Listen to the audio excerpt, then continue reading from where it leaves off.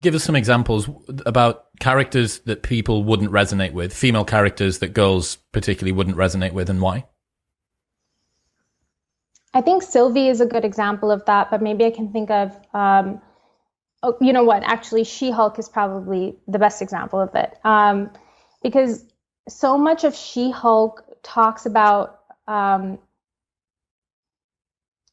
okay, she gets someone else's power. She gets her cousin's power, and her friend asks her, "Are you going? Does that mean you're going to be part of the Avengers?" And what does she say? She says, "No, it's for narcissists." And so immediately there's an immediate cut down of one of the most successful stories that this universe has told, right? About a group of people that come together despite their, varying power levels and personalities, and they overcome a major supervillain, Thanos. And immediately it's like, no, they're all a bunch of narcissists. Or I think she calls them adult orphans and narcissists.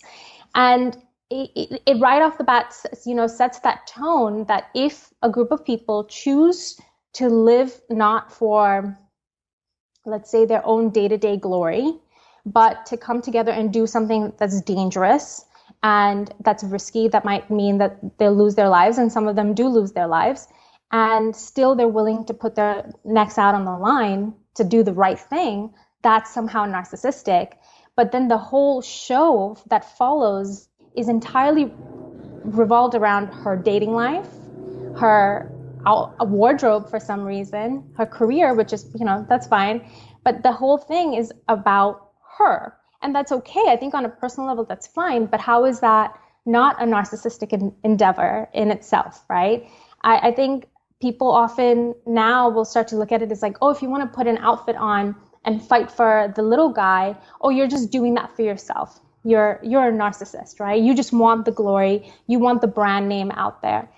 But if it's female motivated, it's like if she wants to put herself out there and she wants to fight for the little guy in the courtroom instead of out on a battlefield, then that's okay. Her motivations are not to be questioned.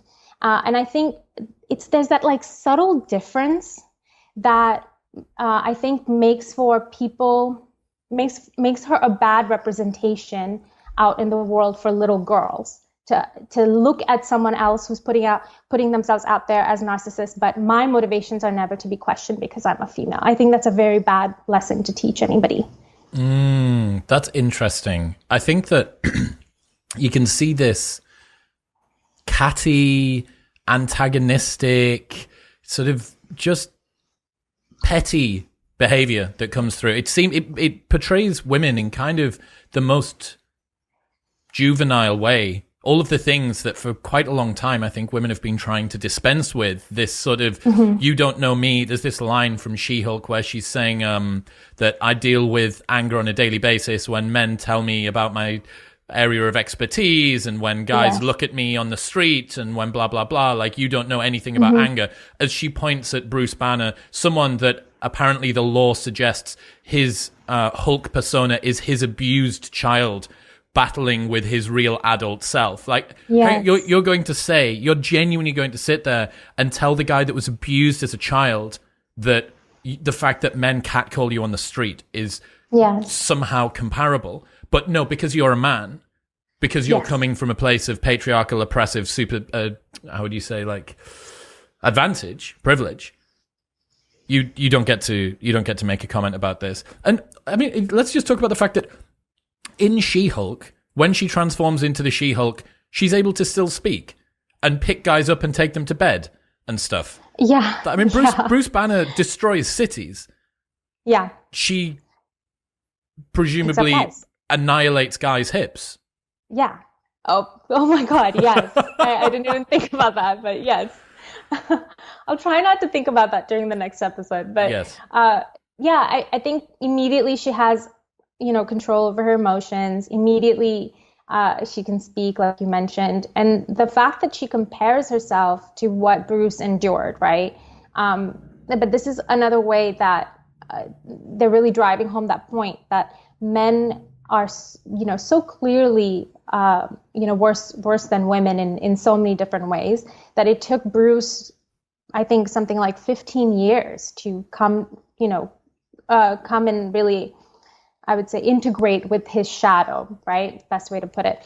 And the fact that the story says that he saw his mother get murdered by his father. And that's why he has all this rage pent up.